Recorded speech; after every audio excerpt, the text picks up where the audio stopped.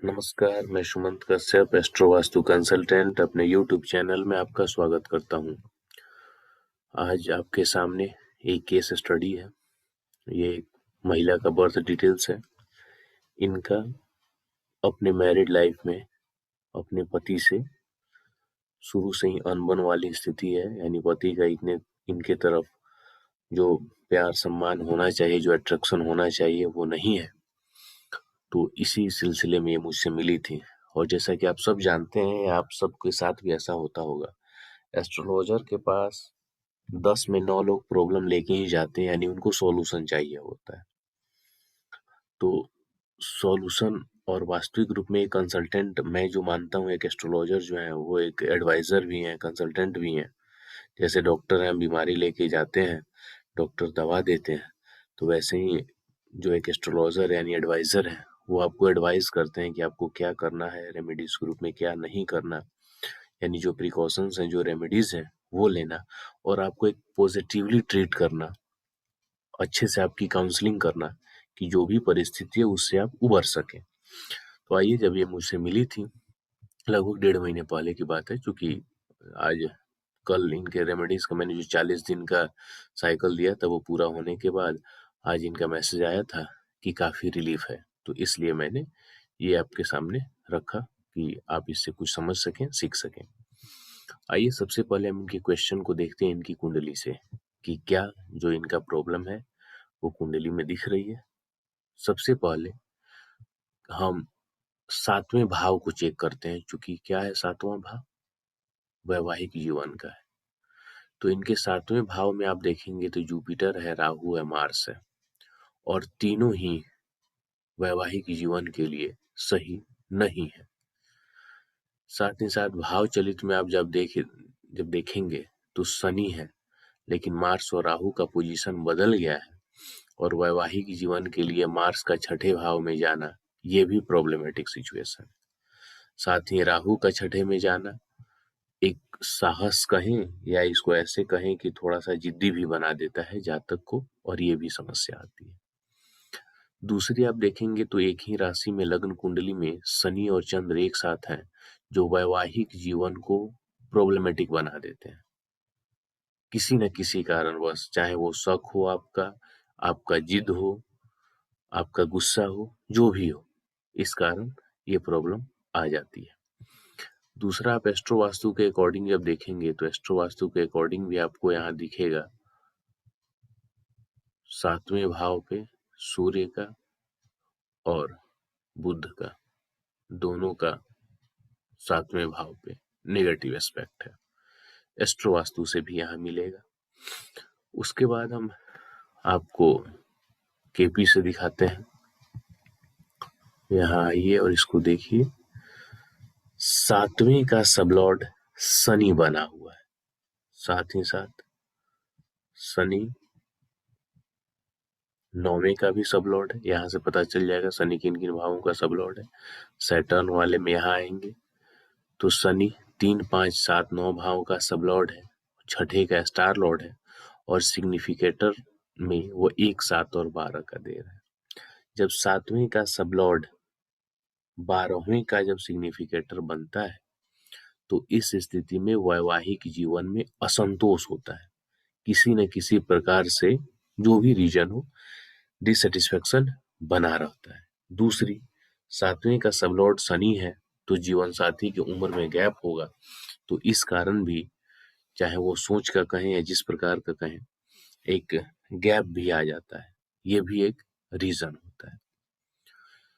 दूसरा, ग्रहों के स्ट्रेंथ को और अच्छे से समझने के लिए हम यहाँ पे नाड़ी सिग्निफिकेटर्स में आ जाते हैं, और साथ ही पहले इनका हम दशा देख लेते हैं। शनि की महादशा है, जुपिटर की महादशा थी 12/4/2020 तक, उसके बाद शनि आई, उसके पहले राहु था। यानी बेसिकली हम राहु, जुपिटर और शनि को देखते हैं तो पता चल जाएगा मैरिड लाइफ का। राहु का जब आप अध्ययन करेंगे तो पता चलेगा नक्षत्र लेवल पे 7, 8, 12, 5, 8, 12, 2, 8, 12, यानी पारिवारिक जीवन डिस्टर्ब रहेगा, मैरिड लाइफ डिस्टर्ब रहेगा, जो पति पत्नी के बीच का प्रेम है वो डिस्टर्ब रहना है। राहु के बाद जो जुपिटर आया उसमें भी वो सेम कहानी है, इसलिए ये कंटिन्यू इनकी कुंडली देखते ही मैंने कहा कि शादी के बाद से ही मुझे प्रॉब्लम दिख रही है। इन्होंने कहा हाँ, रीजन यही है, सिंपल सी बात है।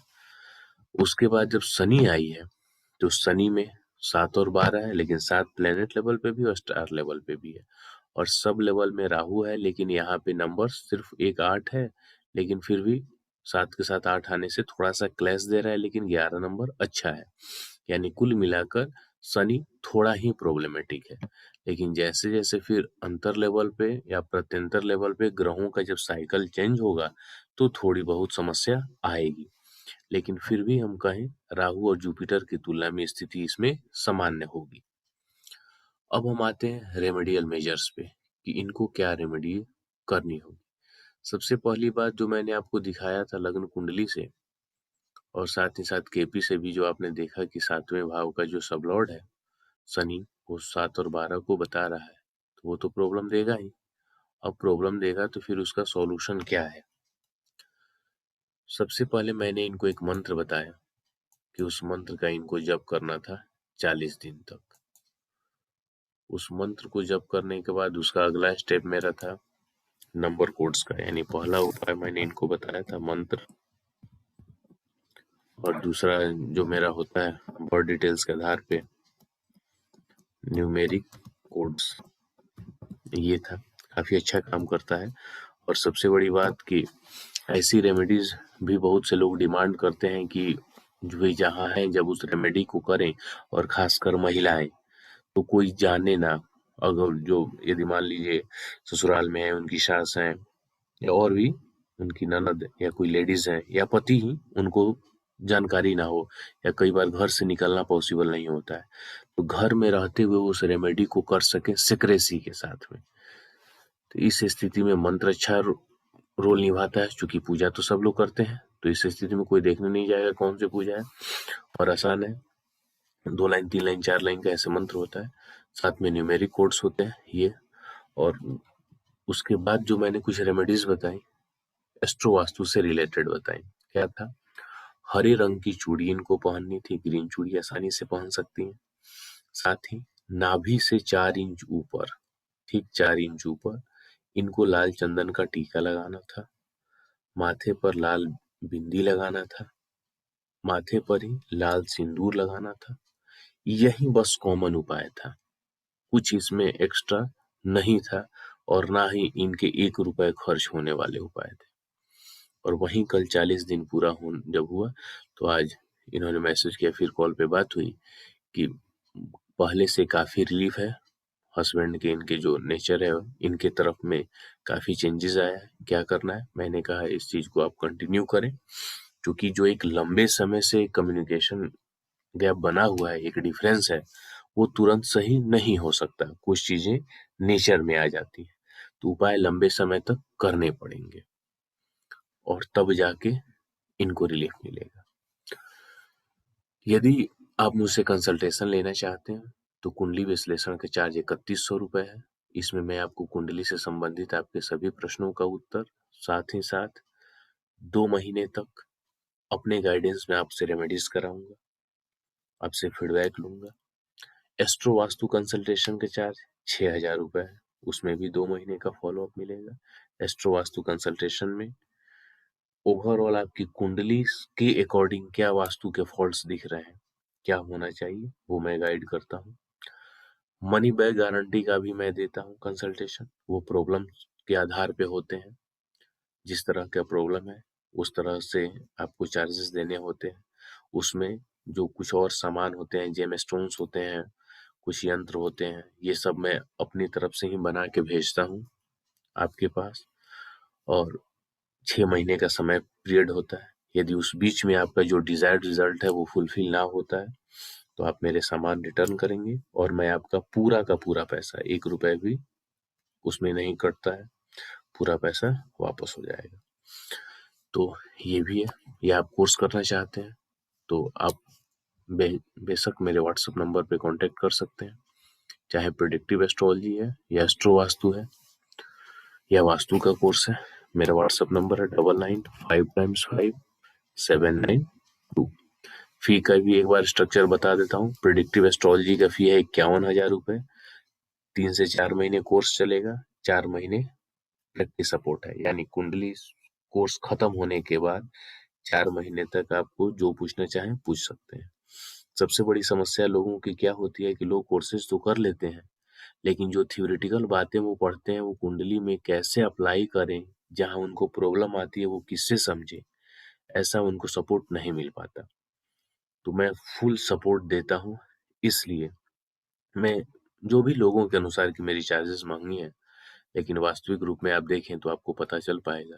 क्योंकि एक एस्ट्रोलॉजी सीखने के लिए लोगों को कई कोर्सेज करना होता है। रीजन वही है कि उनको प्रैक्टिस सपोर्ट नहीं मिलता, सभी जगह थ्योरेटिकल बातें मिलती हैं, जबकि मैं प्रैक्टिकली जैसा मैं प्रैक्टिस करता हूँ वो चीजें देता हूँ।